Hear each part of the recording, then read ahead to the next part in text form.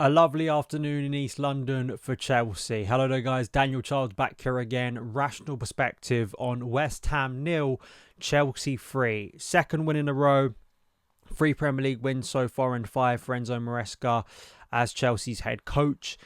A convincing win.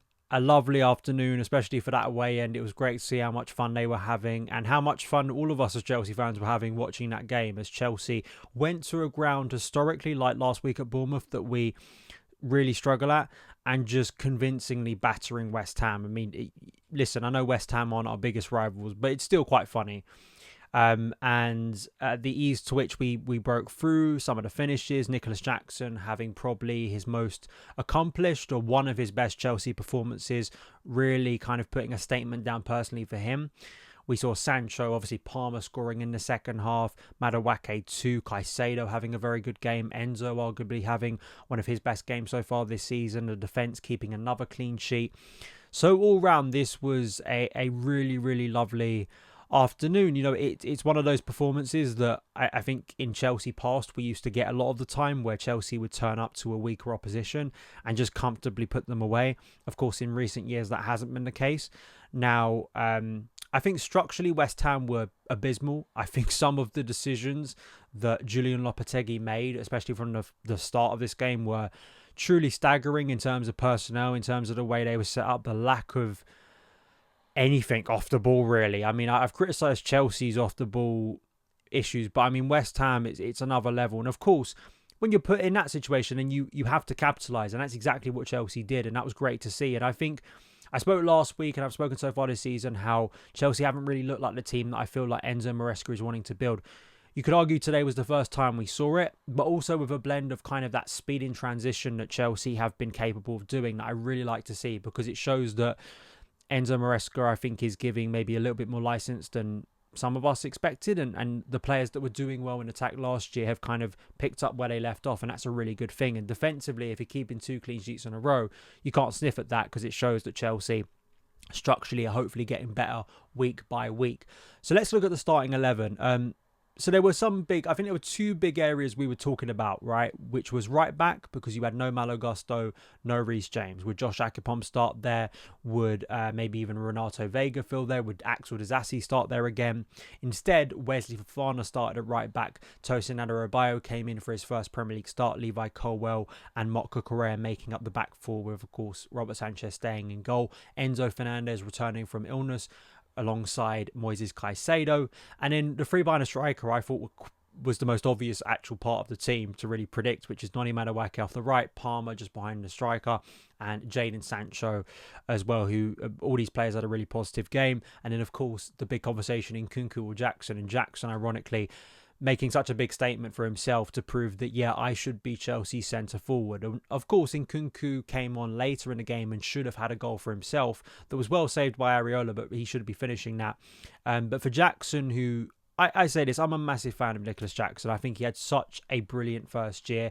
Given the circumstances, yes, it's not the year of a player who is in his mid to late 20s who's going to win a Euro Premier League title. There are still flaws in Jackson's game, but I think the finishes and his decision making all round was a vindication for Maresca's trust in him. So you got to give credit to the coach for backing Jackson even after Nkunku's last late winner last week. But then also Jackson's development as a player at Chelsea over the past 12 months is really encouraging to see, because he still has some doubters, but I think the numbers speak for themselves, not only so far this season but also last season in a Chelsea shirt.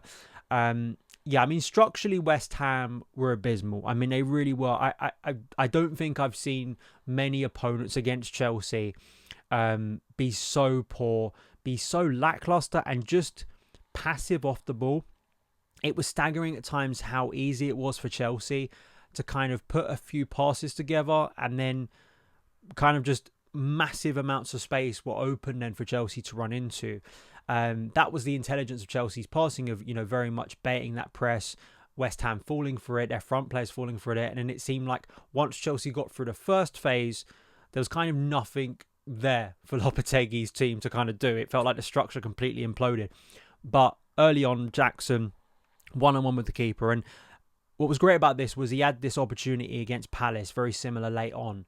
a few weeks ago before the international break. And part of the criticism of Jackson is sometimes he's more of an instinctive finisher rather than someone who, when he's put in one-on-one, like say Erling Haaland, right, is amazing at this, where he's put on one-on-one and you always expect that ball is going in the back of the net no matter what.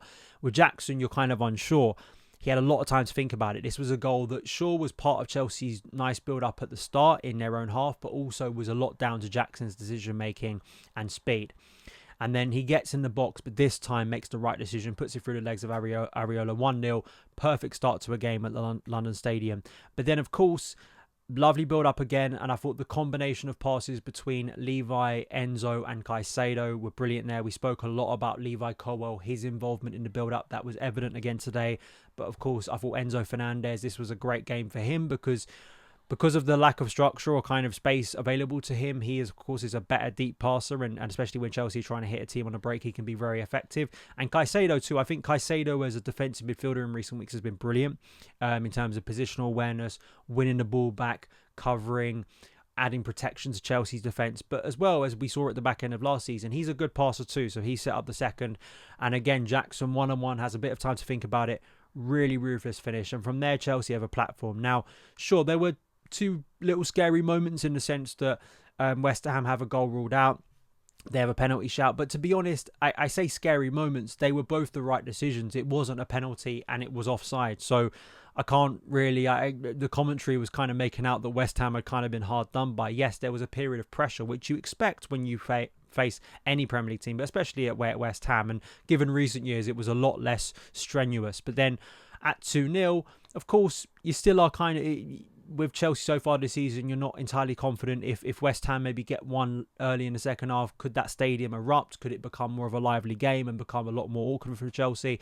But the second half starts very much like the first did, and it has Jackson running through, this time making the unselfish, selfless pass to Cole Palmer, whose finish is exquisite, as usual, in off the post, 3-0, and effectively that killed off the game. I mean, maybe Chelsea could have had a lot more. I felt Joao Felix and Nkunku should have at least scored one of their chances. I think they'll be kicking themselves because at that point when Maresca is kind of smartly looking and thinking, I can start resting players here because of the load management, which is something we talk about regularly.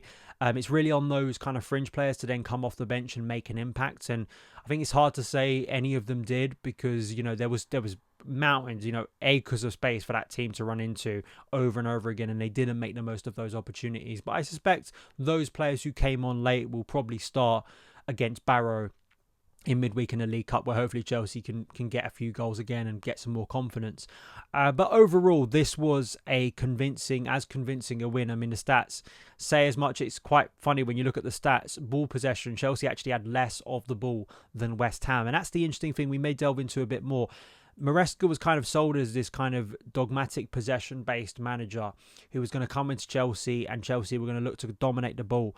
But what I like about this Chelsea team is they're a lot more transitional. They're a lot more of a team who, it seems like Maresca is using what worked last season for Pochettino, maybe trying his best to add a little bit more structure and kind of intricacy in the way Chelsea build in their own half and then trying to spring a little bit quicker.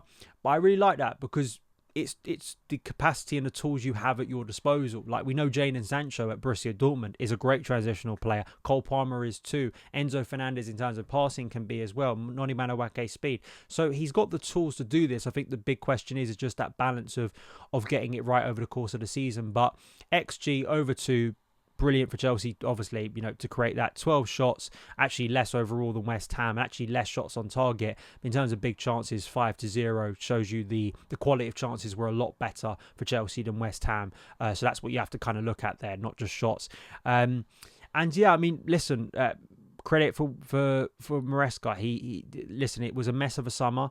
And Chelsea need to get in the top 4 this year, and they've started in not the best way possible. Obviously, we could talk about maximum points, but given what was expected, given the mood of everyone around the club walking into the season, 2 away wins, 2 clean sheets, can't grumble at that. It was a more convincing performance, and for Jackson, a really lovely day. So Chelsea finally win at London Stadium for the first time in, God, was it 2021? I think it was under Tuchel in the COVID season. So it's been a long time since we've won there. So lovely stuff. Let me know your man of the match. It obviously is Nicolas Jackson. If it isn't, I think you're being maybe you're not his biggest fan, but Lovely stuff. Up the Chelsea. Follow me across the socials at SonOfChelsea, and I will see you again very soon. All the best.